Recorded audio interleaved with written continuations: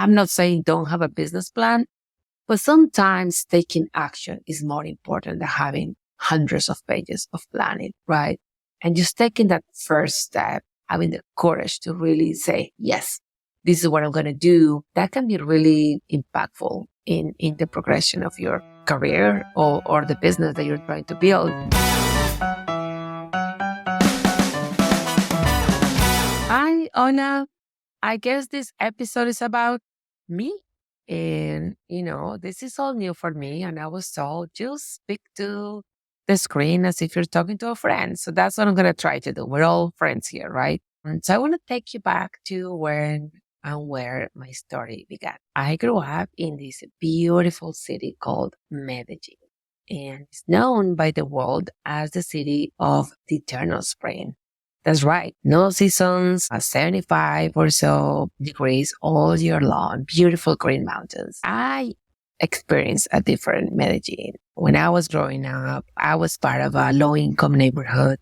My mom, my dad, they worked very hard, especially my mom, so that we always had the basic things. But it was definitely a very simple life. And my mom had a home based business. She had the sewing machine. She was trained other women, educate them, typically head of families, on how to learn how to sew and make a living. And that's how she was able to provide for her family. And my dad, he was everything from referee, soccer is everything in Latin America and Colombia, right? He was also a mailman and just a lot of different informal jobs. And my mom was definitely the head of the family. And from my dad, I learned a lot of leadership. He was always able to connect with people. And, that's very important in business. So one of the things that really made a difference in my story was not only growing up sort of in the middle of seeing the hustle and people trying to make a living in adversity and challenges, but also my mom, even though she didn't finish high school, she went all the way up to, I guess, fourth grade in Colombia high school, which in the US would be the equivalent of what? 12th grade? No, 8th grade. Sorry. So she didn't finish high school, but yet she really understood the value of education. And so that led to me being a public school in a really good part of the city, right next to a private university, one of the best called Universidad EAFIT. This is really where the rich kids dream of going. I mean, they had the ability to go, but people like me, that was not meant for people from my neighborhood.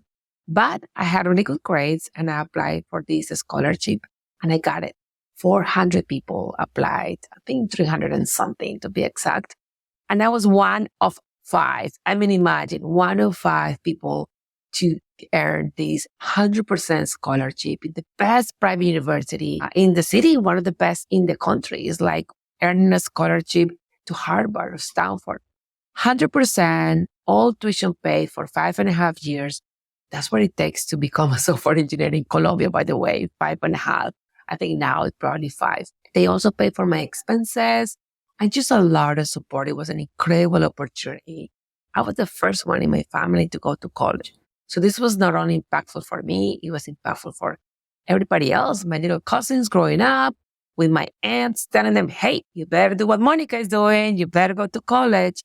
So it's incredible to see the multiplying effect that someone having that opportunity to have an education has. And that's how I became a software engineer. And honestly, I was 16 years old. I didn't know what I wanted to do. And it's okay sometimes not to know. I just knew I wanted to really honor the hard work of my family and do something incredible and amazing and meaningful. And one of my aunts worked for a bank and she had to use like computers and like digital stuff. So I thought, this is interesting. And that's how I chose it. And I'm so glad that I did because I love being in technology. That university helped me get an internship in Dallas, Texas. So that was my jump to the United States. I mean, dream come true, getting out of the country, seeing the world, and working for an American company. And that was also an incredible opportunity. My first actual real job. And after a couple of jobs, I ended up in Oracle Consulting. That was another pivotal moment for me. Me, Monica, Latina from this small neighborhood in Medellin, now advising some of the largest companies in the US. My first client, first assignment, Hewlett Packard, Cupertino, California. And I was the only one in the project. So thank you, Oracle, for trusting me to do a good job. And this is one of those moments where we are all faced with these big opportunities, but we can have a lot of fear, right? And sort of imposter syndrome. Can I really advise Hewlett Packard? Well, yes, I know what it takes. They put me in this position. So I am definitely up for the job. So there you go. That was my first consulting assignment in California. And I started to travel all across the US. Really loved consulting, being in front of clients. The beautiful thing about consulting and just the IT professional services overall is that you don't have one job for several years. You get to have multiple jobs. You have one client, then you move on to the next one. And you have all these amazing experiences, getting to know different people, different business challenges, learning how to apply technology to those business situations. And after about 6 years, I thought, okay, I have this incredible sort of story coming from Colombia. I am an immigrant. I felt that I was truly living the American dream, right? I have an amazing job at this amazing company called Oracle. And what now? I can't forget where I came from. I can't forget my roots. And I honestly felt I'm not that special. There's many more Monicas in Colombia, all across Latin America, even immigrants in the US or minorities who really have the grit and the ganas and the passion. They just don't have a chance, an opportunity to get an education, to get a job, to even understand what are the opportunities out there for them. And so I wanted to do something even more meaningful. And I thought, why not start a company? I can be an entrepreneur. Did I know what that meant? No, I had no idea that it was going to be this hard, but also this rewarding. But there you go. That was April 20. I decided to jump to be on my own. Also, I got married on the way. And after a few years, my husband was like, hey, don't we want to build a family? I think we have to do the kids thing. And yes, there you go. I became a mom. My daughter, who is now 12, Camila, sort of changed how I saw the world as well, right? And then I realized it's not that easy for women and moms to sort of have it all, right? To build a career, to really progress. It's very demanding to really stand out and show the value that you have for the world. And as a consultant, you travel all the time. It's very hard to be home, to be a new mom, right? There's no manual that said, oh, hey, you're a new mom. This is how you do it. But I knew that I had to be close to her. And so that was another reason to become an entrepreneur, to sort of be more in control of my future and where I wanted to be and really be close to my family and give back to my country and to sort of pay it forward and give others the chance that I had to have an education and a career in technology. So we said, okay, what do we name this company? And after going through a few things, we said, Más, right? Más mismo in Spanish. I wanted my Hispanic heritage to even be named. Like even by saying the name of our company, you know that there's a strong Latin culture here, and pride as well, right? Sometimes I feel like we all need to own our stories and where we come from and be proud of our accomplishments and who we are as people and what we have to offer to the world. So there you go. I wanted my Latino name, Más. And then I also wanted to really be more than a business, right?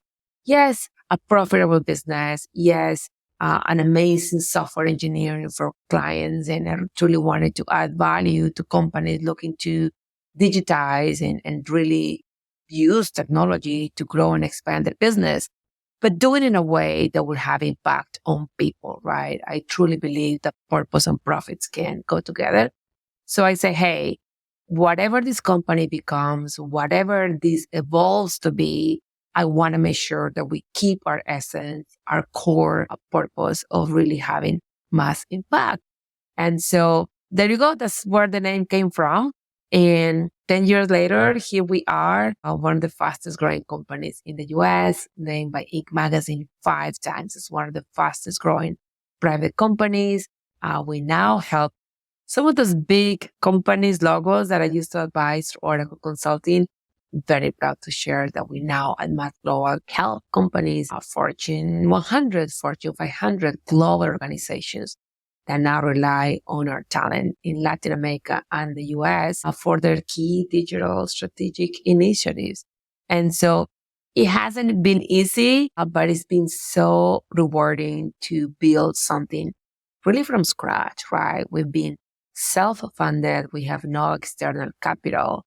I didn't even understand when I started how to even go get funds to build companies. And it was only when I started talking to other entrepreneurs and I went to a program with Stanford University for Latino entrepreneurs that they were asking me, so where did you get your capital? How much of the business do you own? And I'm like, no, this is husband and I own 100% of the business. And that's when I had this aha moment that I'm like, oh, we actually built something pretty special with help from a lot of people, mentors, coaches, advisors, clients who gave us a chance when we were much smaller. But from a really ownership perspective and who's going to really make it happen, it was me and husband who is just so amazing. He's also Colombian and taking you back to those moments when we were deciding what to do. Those first few months is a lot of soul searching, right? What is company about? What are our values? What are we trying to accomplish? How do we do this, right? How do we even start? And sometimes if you really think about what will it take to build a company and you start thinking about 10 years from now, business plan and financials. Yes, all those things are important. I'm not saying don't have a business plan, but sometimes taking action is more important than having hundreds of pages of planning, right? And just taking that first step, having the courage to really say, yes, this is what I'm going to do. That can be really impactful in the progression of your career or the business that you're trying to build. So we had a family conversation. And when we saw that this could really get somewhere, and we got our first client, and now some traveling was involved again, right? My husband, who's a chemist, and he had an incredible career, master's in chemistry. He was working for a large company at the time in Dallas in research and development. He said, listen, always wanted to build a business and sort of link your career back to Colombia and enable many more people to have the same chance in tech as you do. So let me support you. Why don't I help you get this going? Let me help you with the sort of the back operations of the business and let me be a stay-at-home dad. So there you go. He quit his job to be a stay-at-home dad. We're talking about a Latino with a bright career in front of him, and he decided to support me. So this is something that I hope you get from here. It's hard for women to make it. And I will say it's almost impossible to make it if you don't have a very strong partner. And I'm not just talking about a husband, right? I'm talking about a true partner in life that share your aspirations, that believe in you, that are going to be with you every step of the way. And that are also part of it, right? Because he not only said I'd be a stay-at-home dad, which is huge peace of mind for me to know that my daughter was going to be there. Okay, right? With a partner very close to every moment of her life. With me also being there, but me more focused on the business side. But he also helped me really focus on being in front of clients and the business. When you start, you're everything, right? You're the consultant, you're the project manager, you're the client success role. And so he helped me with all the other more finance, building the office, building the team. That was hugely helpful. So please make sure that you're making wise decisions about the type of partner that you have in your life. You really have to have a shared mission and really be able to do what's best for you as a family, not what society thinks that, what a family should look like. So that was really very impactful for me to have that level of support.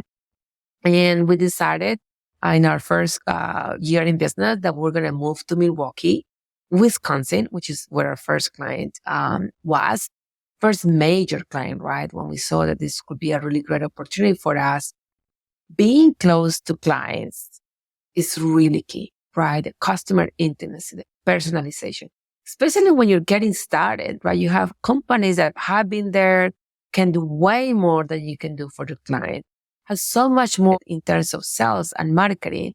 And so you really need to differentiate yourself with what you can do best, being there for them, right? When there's a problem, raising your hand and saying, I got this, really getting deep understanding of what they need and being very flexible and available and nimble and agile.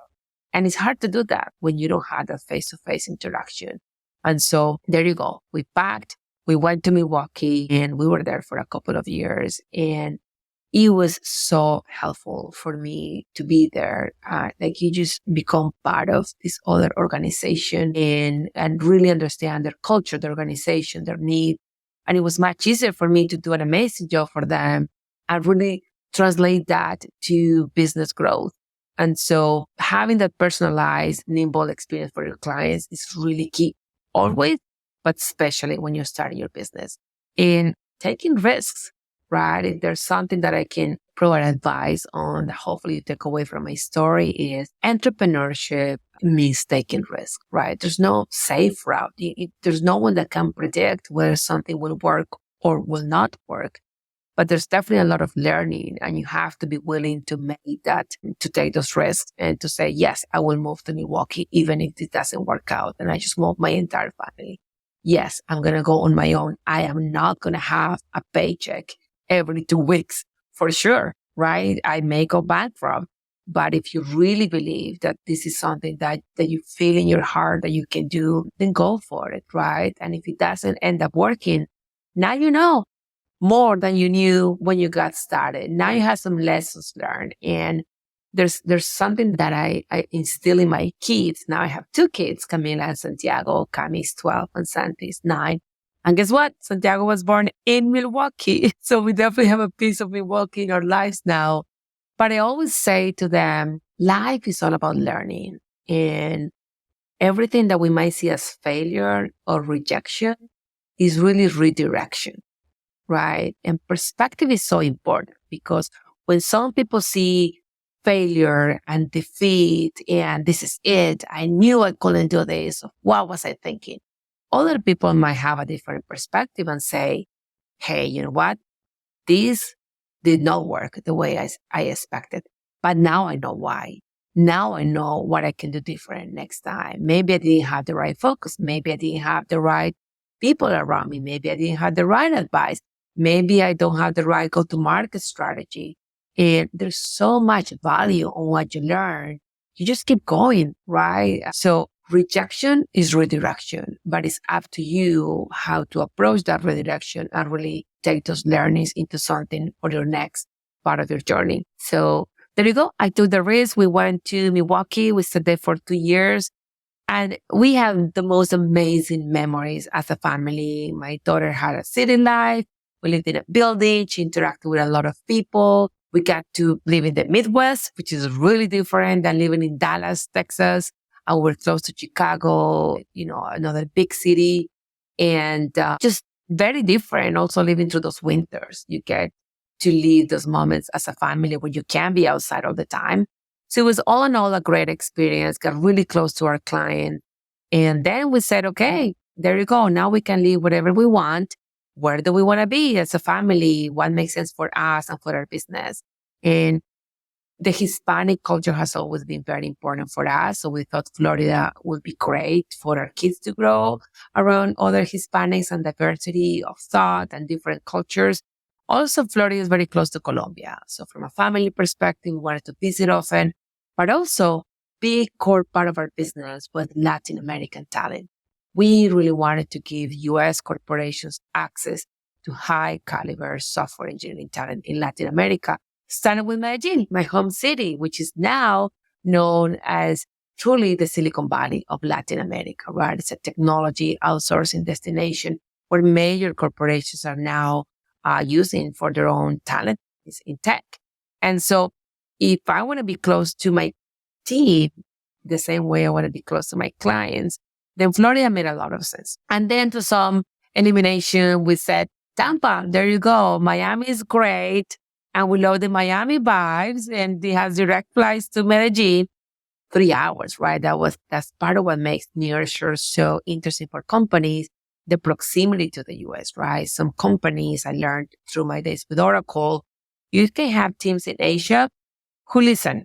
I have employees from Asia who are amazing, right? But it's more about what works best for the type of projects and innovation that you want to have. When you want the real interaction, having teams in Asia with 11 plus hours of difference is really difficult, especially when you want to have an agile DNA and you need to respond quickly to market trends and you want to really collaborate in real time to generate that innovation at speed.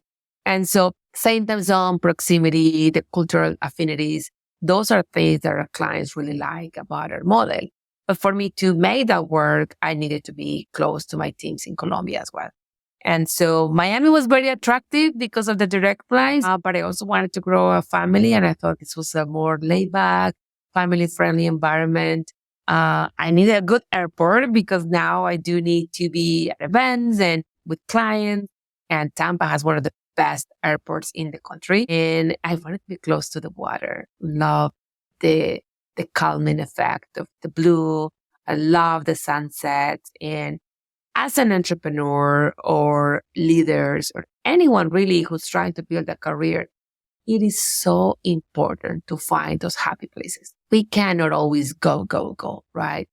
And I think just being a bit vulnerable here with you all, early in my career, before I became a mom, I think I was way too focused on career, partly because I felt so responsible to maximize this incredible opportunity I had to become a software engineer.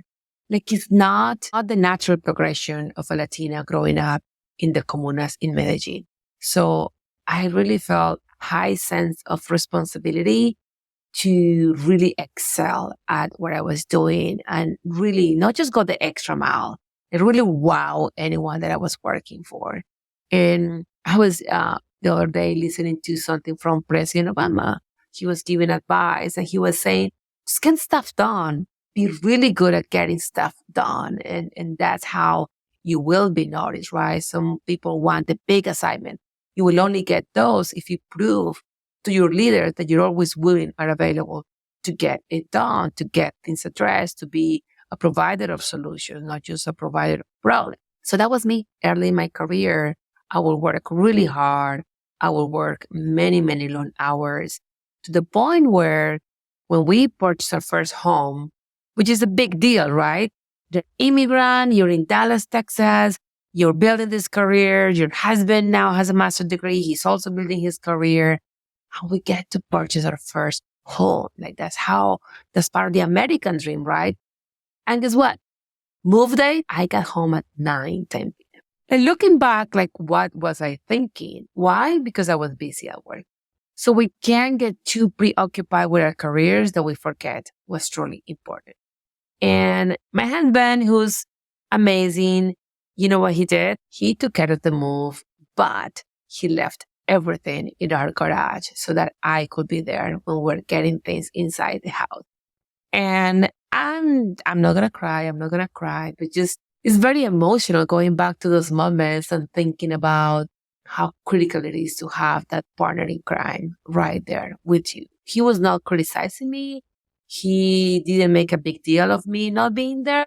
He just made it work and he made it still special for both of us and getting those, few things that we had from our garage to our new home together just meant the world for me. So remembering what's truly important, what fuels your life, right? You need that source of motivation and inspiration in those happy, safe places. And for me, that's my home, my family, is the water, is the sunrise, is the sunset. For you, that might be exercise or traveling or friends or wine. Just find something that really complements your ambition. And I promise you, making time for those things will make you better at whatever you are trying to pursue. So I know I'm taking you back and forth in my story, but here I am in Tampa, Florida. We've been here now 9 years. So Santi, my son, he just turned 9. He thinks he's a mid-sized boy, is what he says. And so he was 1 month old when we moved from Milwaukee to Tampa. And now we love it. I'm very proud to share that we made the Tampa Fast 50, one of the fastest 50 growing companies in Tampa. I had been in the cover magazine of the Tampa Business and Wealth magazine. Thank you, Bridget and team. And it's been incredible to be part of the community. We are now also part of the Minority Business Accelerator with the Tampa Chamber of Commerce. We have clients here in Tampa, in Florida. I was just in Jacksonville with Florida Blue and their senior leadership at an event around supplier diversity. Being a certified women-owned, minority-owned company has opened up so many opportunities for us, but there's thousands of women and minority-owned companies. So you always have to find that thing that will differentiate you from the pack, right? Whether it is you as a professional or you as a company, as an entrepreneur, what is that thing that sets you apart? And yes, we can all say that it's high quality, great service, great personalization, but there's got to be something else that not only differentiates you, but moves you, right? Entrepreneurship is hard. We had ups and downs, times where we're celebrating, times that we're really thinking about, what now? What do we do with this? And we've been very fortunate to grow over the years and to have these incredible recognitions and awards, including from our own team, right? Being certified as a great place to work is amazing from your own employees who say, hey, we have an amazing culture. Especially when you have people now, we went from Colombia, we have people in Argentina, Mexico, of course, the US. So having the global team, but still keep the sense of one mass is really key. But going through those ups and downs, having the thing that moves you and motivates you, for me, is our sense of purpose. And I told you that I wanted this to be more than a business. That's one of the reasons I called it Mass. So now, very happy to share that we have a foundation. It's called Mass Future. And through our foundation, we give other women, other Latinos, other minorities, people that look and sound like me, the chance to have an education in technology. And there's 2 girls, for example, Mariana is one of them, and they are now going through a software engineering in Colombia in the same university that I got my software engineering degree from. 100% paid for with their Mass Future Foundations. It's actually called Mass Global EAFIT Scholarship. So now that's real impact, right? That's really making sure that purpose and profit meet.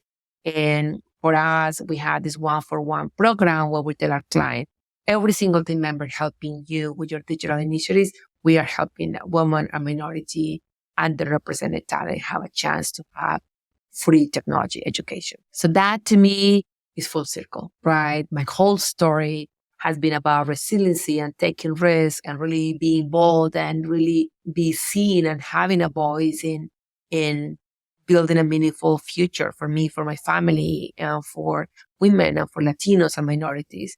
So business, family, the foundation, those are sort of my pillars. And I just hope that my story inspires you and motivates you. We came to the US with nothing, and now we are the top 3% Latina-owned company, and we have the chance to give others great job opportunities and chances to get an education through our foundation. And I am also a mom. Happy to share that I'm still married to my amazing husband, Walter. I have my 2 kids. My mom, who was huge inspiration and the first entrepreneur I met, lives with us in Florida. My sister moved to the US, my brother. So it's just been hugely impactful every single chance that I took and every opportunity. So take chances, take risks, go after it, be bold, and always make sure that you're having mass impact. Gracias for listening. Thank you.